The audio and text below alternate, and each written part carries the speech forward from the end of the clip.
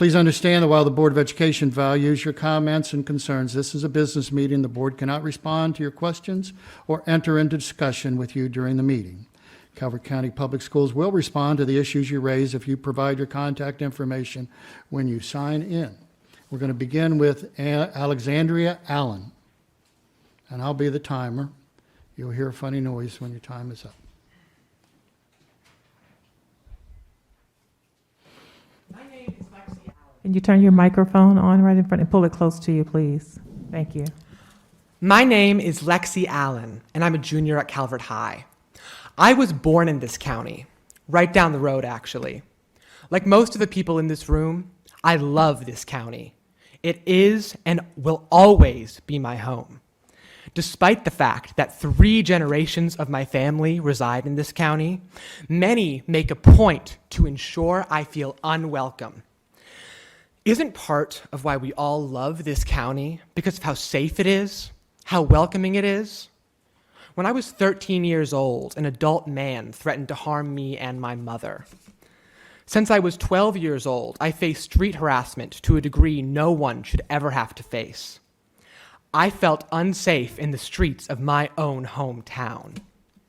I'm sure we can all agree there is no place for any of that in our county. I'll leave you with this. When you see me, do you see a threat to you, to your children, all because I'm transgender? Thank you for your time. Thank you, Lexi Allen.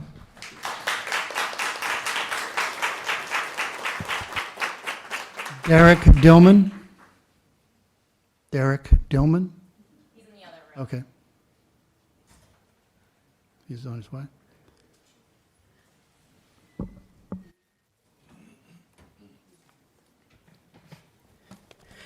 Good evening. I'd like to clarify for the record that I am representing the organization of the Calvert High School branch of Alliance, which is a nationally recognized branch. Good evening. My name is Derek Dillman, and I'm the director of bands at Calvert High School and a representative of Calvert High School Alliance.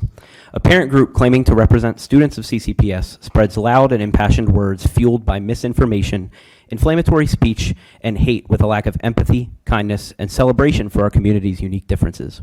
I don't need to stand here and emphasize how critical race theory has been twisted and reorganized into a catch-all term to describe teaching white students to feel bad about themselves.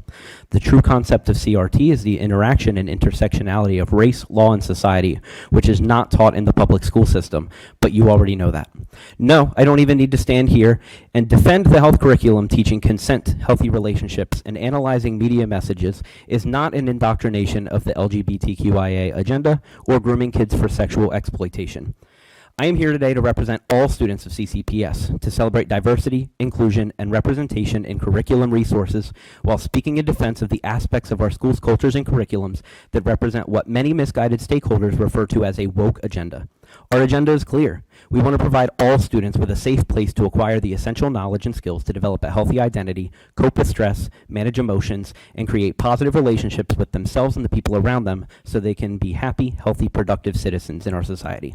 Our purpose is not a vessel to push ideological views, as many claim it is, nor is it a replacement for traditional education, as so many fear that it is. It's supplementary. I love my students and care for them deeply as humans, which is why it breaks my heart to hear so many stories of hardship. Students can't be their truest, most authentic selves at home because of homophobia, transphobia, and an intense fear of being disowned. Students feel unsafe in certain classrooms because of teachers in our own system that openly and gleefully mock the plights of minorities or refer to African Americans as, quote, ethnically impure. These stories are just the tip of the iceberg in terms of representing our students' experiences, and they are not unique to Calvert County. It is happening all over the country, and students are seeking safety and knowledge. For many of our students, school is the one place they feel unafraid to live their lives boldly, confidently, and authentically. There is not a single reason students should feel unsafe at school because of the color of their skin, their gender identity, gender expression, or sexual orientation. The absolute worst thing that could happen in these scenarios is that a student is exposed to something they personally do not agree with, in which case they can simply choose to ignore it and go about their day respectfully.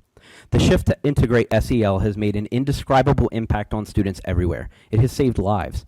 The human brain is not fully developed until age 25, and it's imperative to give our students the information and opportunities they need to navigate their world, including opportunities to discuss mental health, healthy relationships, respect for cultural differences, and acceptance for people with different values and beliefs. We give students information and opportunities to practice health-enhancing skills so they create an individualized tool belt of strategies of support to be empowered to successfully navigate their life. But SEL is not just about self-awareness. It is about the awareness of those around us. It's important to teach students how to empathize and listen, how to make responsible and caring decisions, how to analyze media messages and external influences, and how to be inquisitive and curious about the world around them. The information presented allows students to make informed decisions and align them to their own values and beliefs, creating a kinder and more empathetic community. If a student learns about mental health disorders in class, recognizes signs of depression within themselves, then advocates for support from a trusted adult, the content and the delivery of the curriculum didn't make them depressed. The exact same fact is true of students who confide in their teachers they identify differently than sex assigned at birth, confide to a family member or trusted adult they've been a victim of racism, or come to the self-realization that they themselves have done or said things that they now realize are racist, sexist, homophobic, or transphobic. The content did not brainwash them. The content only served to support students to understand their feelings, effectively communicate their needs, and recognize how words and language matters. CCPS is not harming kids for celebrating differences and having appropriate representation and inclusion within curriculum resources. Teachers care about all of our students. It is not forceful to present students with information that promotes healthy social and self-relationships. Whatever conclusion students draw from the information presented comes from their interpretation of the information. To the board, we the teachers thank you for supporting equity, inclusive classrooms, and social emotional learning as you have been, and ask that you continue to have the backs of your devoted and passionate teachers.